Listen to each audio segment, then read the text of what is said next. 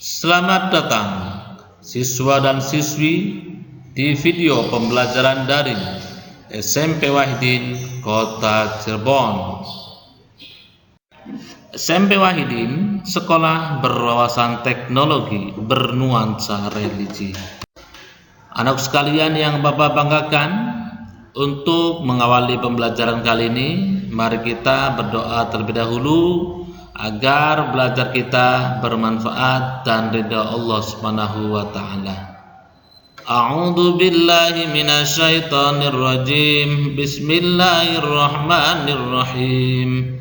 Raditu billahi rabba wa bil islami dina wa bi Muhammadin nabiyya wa rasula. Rabbi zidni ilma warzuqni fahma. Amin ya rabbal alamin.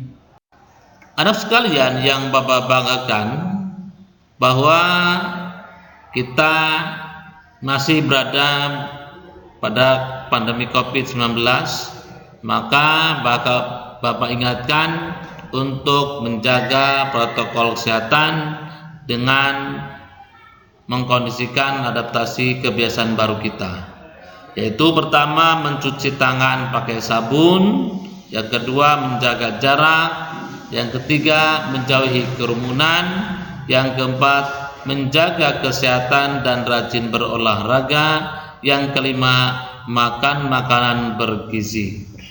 Anak sekalian yang Bapak banggakan, bahwa materi yang telah kita pelajari yaitu kehidupan manusia pada masa aksara. Sekarang kita akan pelajari tentang kehidupan masyarakat pada masa Hindu dan Buddha. Anak sekalian yang Bapak banggakan, tujuan pembelajaran kali ini bahwa peserta didik dapat mendeskripsikan yaitu masuknya kebudayaan Hindu-Buddha di Indonesia, pengaruh Hindu-Buddha terhadap masyarakat Indonesia, kerajaan-kerajaan Hindu-Buddha di Indonesia, dan peninggalan-peninggalan masa Hindu-Buddha. Anak sekalian yang Bapak banggakan, kembali bahwa kita materinya yaitu masuknya kebudayaan Hindu-Buddha di Indonesia. Pertama, secara geografis Indonesia sangat strategis dan dilalui banyak pelaut dari arah timur dan barat. Juga hubungan dagang India Cina semula melalui jalur darat atau jalur sutra, pindah lewat laut. Yang ketiga, jalur sutra membentang dari Cina, Asia Tengah sampai Eropa. Dan komoditi utama yang diperdagangkan adalah kain sutra dari Cina atau jalur sutra, wawangian, dan rempah. Yang kelima, sejak awal abad Masehi jalur itu dialihkan melalui laut karena jalan darat di Asia Tengah tidak aman. Poin yang keenam, jalan laut yang terdekat dari India ke Cina adalah Selat Malaka. Dan peralihan rute perdagangan ini membawa keuntungan bagi Indonesia karena menjadi daerah transit. Yang kedelapan, masyarakat Indonesia juga ikut aktif dalam perdagangan sehingga terjadi kontak India, Indonesia, dan Cina. Bahwa kontak itu menyebabkan pengaruh Hindu-Buddha dari India berkembang di Indonesia. Sehingga sampai saat ini masih ada perbedaan teori bagaimana masuknya kebudayaan Hindu-Buddha ke Indonesia. Anak sekalian yang Bapak banggakan, bahwa ada tingkatan pada kerajaan atau kebudayaan Hindu-Buddha, yaitu ada teori Waisa yang dikemukakan oleh N.G. Krom, yaitu masuknya kebudayaan Hindu-Buddha dibawa oleh para pedagang India. Dalam waktu itu tertentu mereka menetap di Indonesia dan menikah dengan penduduk asli. Kehidupan mereka memberikan pengaruh kebudayaan India terhadap Indonesia. Selamat datang siswa dan siswi di video pembelajaran daring SMP Wahidin, Kota Cirebon.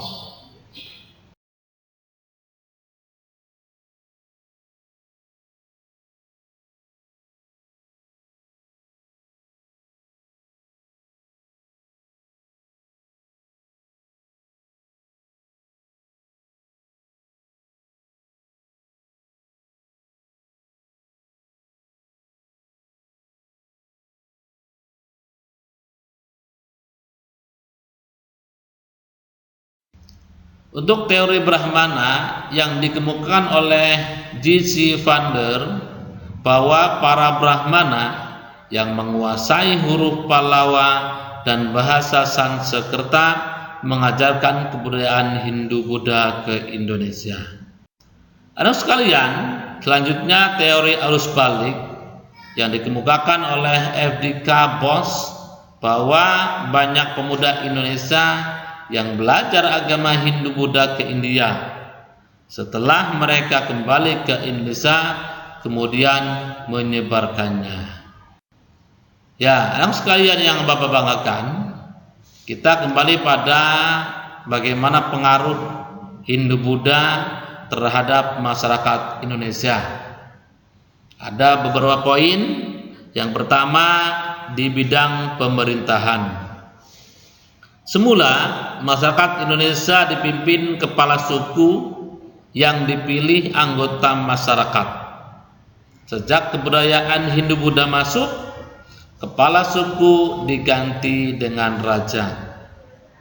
Kedudukannya tidak berdasarkan pilihan masyarakat, tetapi berdasar keturunan. Nah, bidang sosial, bahwa muncul pembagian yang tegas antar kelompok masyarakat menjadi beberapa kasta yang telah Bapak sampaikan tadi, yaitu kelompok Brahmana, Ksatria, Waisya, dan Sudra. Dalam bidang ekonomi, itu perdagangan di Indonesia berkembang pesat sejak terbentuk jalur perdagangan Laut India-Cina. Pusat-pusat perdagangan berkembang menjadi pusat kerajaan. Dan bidang agama, yaitu banyak masyarakat Hindu dan Buddha yang tetap berbaur dengan kepercayaan terhadap roh halus. Anak sekalian yang Bapak banggakan, tujuan pembelajaran kali ini bahwa peserta didik dapat mendeskripsikan, yaitu masuknya kebudayaan Hindu-Buddha di Indonesia, pengaruh Hindu-Buddha terhadap masyarakat Indonesia, kerajaan-kerajaan Hindu-Buddha di Indonesia, dan peninggalan-peninggalan masa Hindu-Buddha.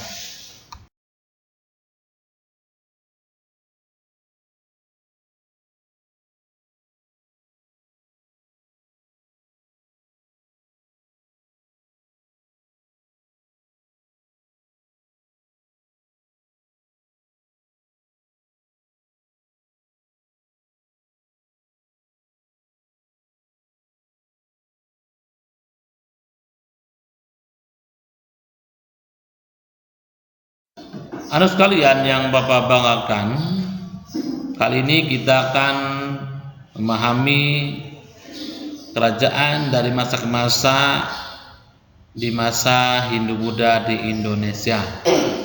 Yang pertama ada kerajaan Salakanegara, yang kedua kerajaan Tarumanegara, ketiga kerajaan Kutai, keempat kerajaan Kendan, kelima kerajaan Kalingga, keenam kerajaan Indraprahasta, ketujuh kerajaan Melayu, kedelapan kerajaan Sriwijaya, 9 kerajaan Sunda, 10 Kerajaan Galuh.